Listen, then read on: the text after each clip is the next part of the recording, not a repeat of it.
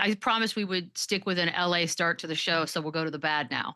The other team out here, the Clippers. I 5-15 is where we're sitting, 13th in the West. They've lost 13 of the last 15. Their ranks in offense and defense are awful. Back-to-back losses to the Grizzlies and Mavericks over the weekend. They've lost 4 straight. Lou, I feel like I've touched on a lot of the negativity there. What is the problem here? I'm gonna go back to the bench. I feel like they can score with the best of them, and they've shown that, right? But when your starters and when your stars off the floor, where can you go to get some production when it comes to those 6 and 7, 8 minute stretches where those guys are off the floor? And I think that's where they're losing. That's where they're losing games. Like, the last couple of games that they've played, with the exception of I want to say the Lakers game, they've been the 2 or 3 possession games, right? With the exception of that game. It means a lot. Like, they got to explore some options to get that bench stronger. They were outscored by Memphis 47-15 on the bench. Then you play against the Mavs and you get outscored 41-5 on the bench. And both of those games, like I said, are determined by a few possessions. Like, they have lapses when they go to the bench. They got to figure that out. Obviously, like I said, they offensively, they're among some of the best in the league. But when you're ranked 19th in defense, you can't just expect to outscore everybody and try to go out there. So for the age of this team and not being elite defensively, that's where you're starting to see some of the red flags. That's where you're starting to see some of the problems. I think they're fixable problems, but right now they haven't figured it out. And that's why they're off to this 5-15 start. So they're a tough spot to be in, especially in the West and how the West is built. Like, you can't get behind the 8 ball in the West with a lot of these teams and how they're playing. And the Clippers have found themselves in that position. I'm sure they're going to be active before the deadline, trying to get some scoring or trying to get somebody. But you had Norman Powell right there in uniform. You had that guy that would have gave you that balance. But that's going to be a conversation I'm gonna leave for Boogie to to put the onus on whoever he want to put the onus on. But for me, it's bench productivity, activity, the age of the team, and them not having a defensive mentality and presence at this point in the season.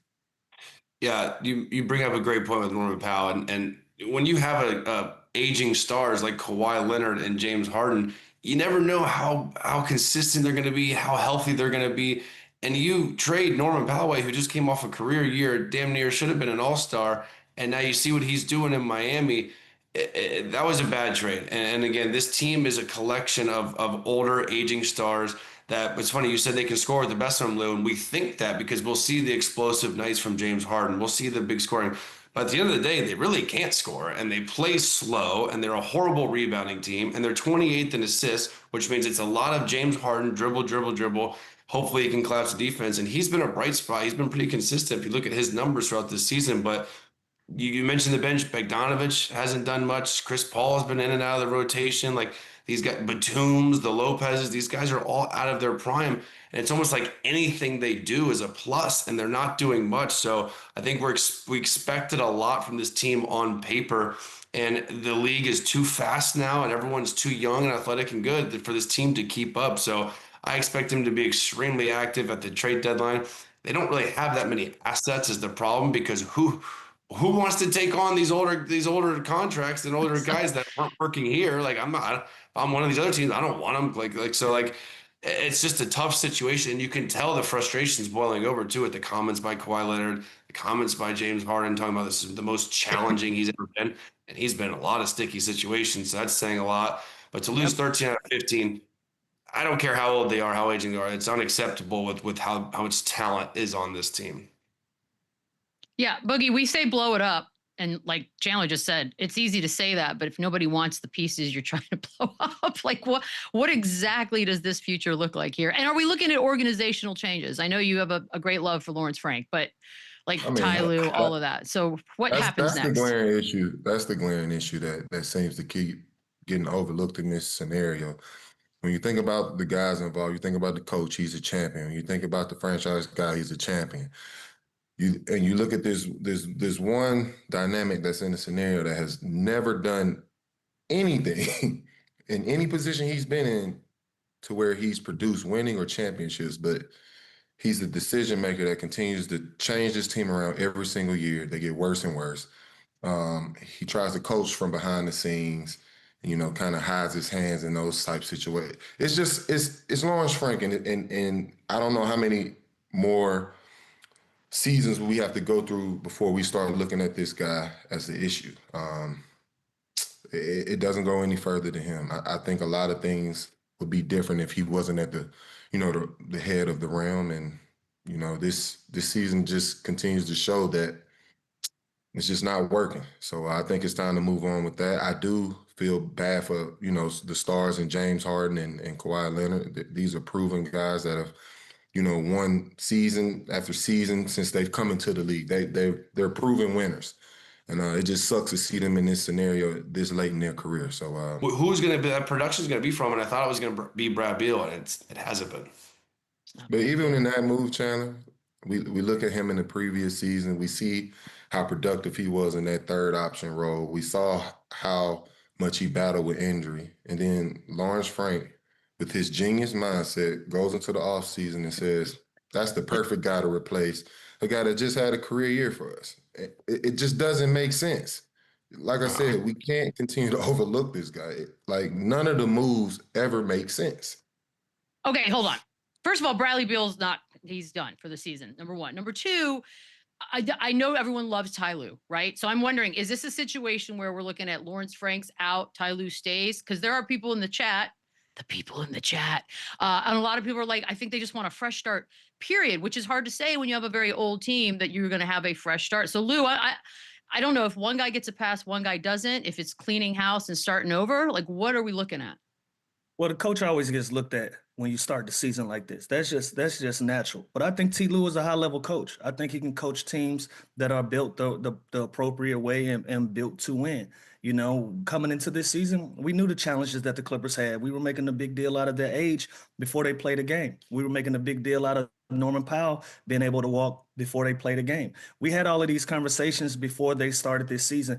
That's not a Ty Lue issue. Again, as where Boogie stands. At this point, you got to start looking at the people that are putting the teams together, that's pulling the strings behind the scenes.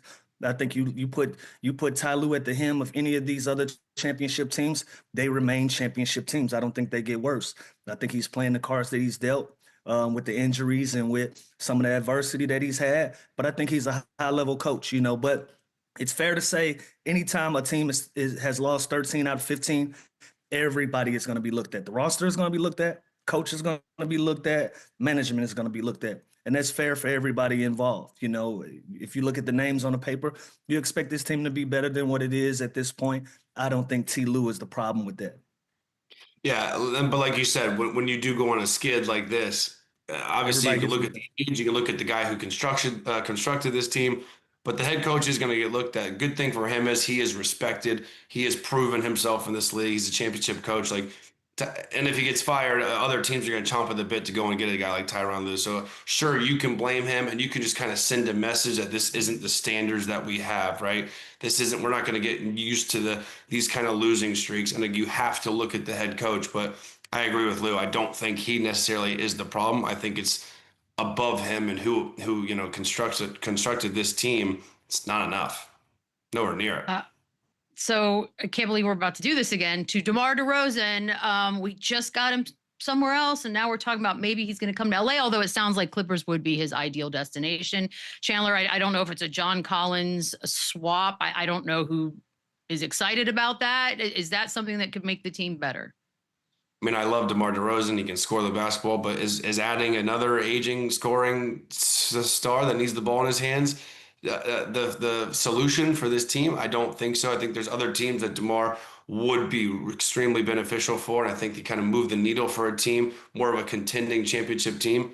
That's not the Clippers. And when I look at the fit of this team, we're talking about their problem is their age, and then the way we can't just add a DeMar DeRozan and expect things just to magically change in this offense and this system. So I love his game. I love what he's doing. I still think he has a lot left to give before he hangs it up, and I'd love to see him out of the situation he's in.